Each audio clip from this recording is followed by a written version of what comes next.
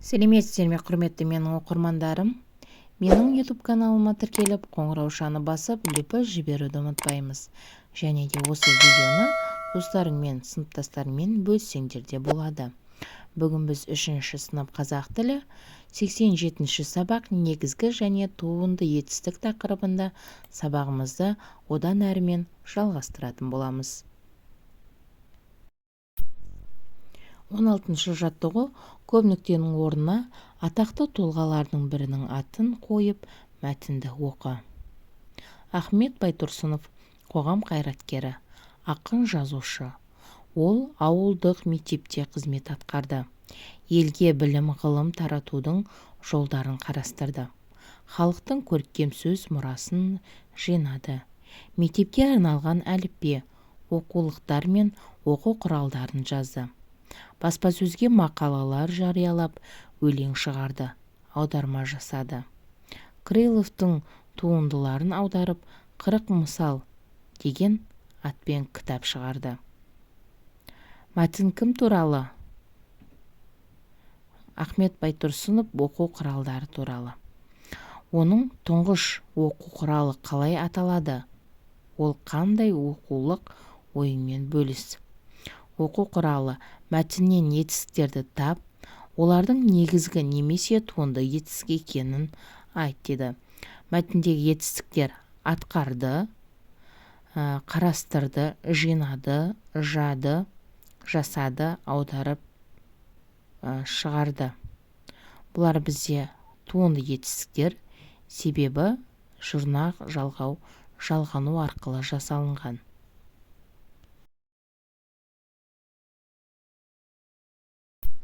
Келесі 16-шы жаттығу берілген зат есімдер мен сын есімдерге ла, ле, да, де, та, те, дас, тас, лас, лес, тан, тен жұрнақтарының тиістісін жалғап, туынды етістік жаса дейді.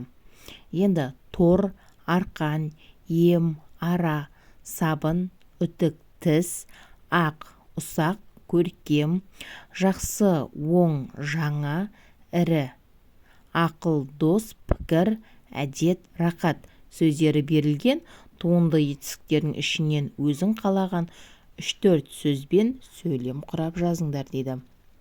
Енді осы негізгі етістікке жұрнақтарды жалғайық.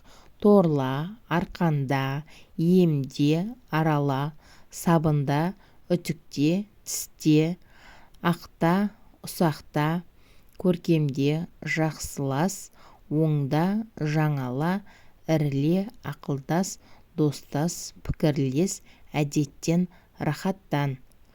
Осылай жұрнақ жалғану арқылы осындай сөздер шықты. Ал енді туынды етістіктің ішінен біз қалаған сөздерден 4 сөйлеммен өзім құрастырдым. Әрине бұл менің нұсқамда. Сендер де өз нұсқаларыңда осылай сөйлем құрастырып көрсеңдер болады. Асқар тайыңды қырға арқанда. Айдана киімдерді жылдам үтікте. Әміржан қолыңды жумас бұрын сабында. Арман Айдармен пікірлес. Әрине бұл менің нұсқамда. Келесі 18-ші жаттығу жаңылтпашты жатқа айт және жаз. Атам бақ аралады, ағам тал аралады. Апам көл аралады, асыл ат тағалады. Қарамен жазылған сөздер қандай сөздер?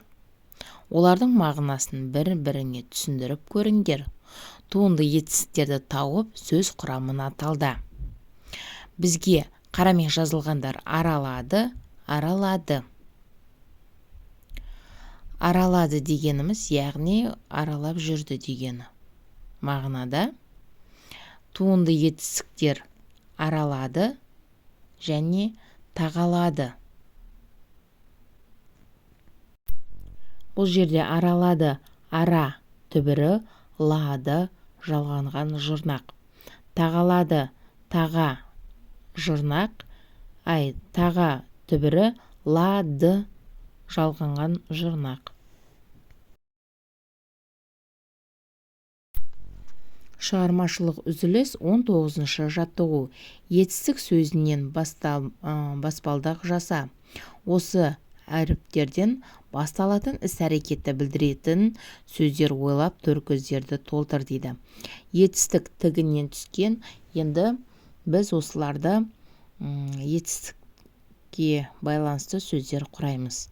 Бірінші ек, екінші тұр, үшінші істе, төртінші сұран, бесінші тағала, алтыншы ілгерле, жетінші көмектес. Шыққан етістіктердің қайсысы туынды етістік екенін айт. Туынды етістіктерді теріп жаз. Бізде негізгі етістіктер ек және тұр. Себебі олар негізгі түбірден тұр.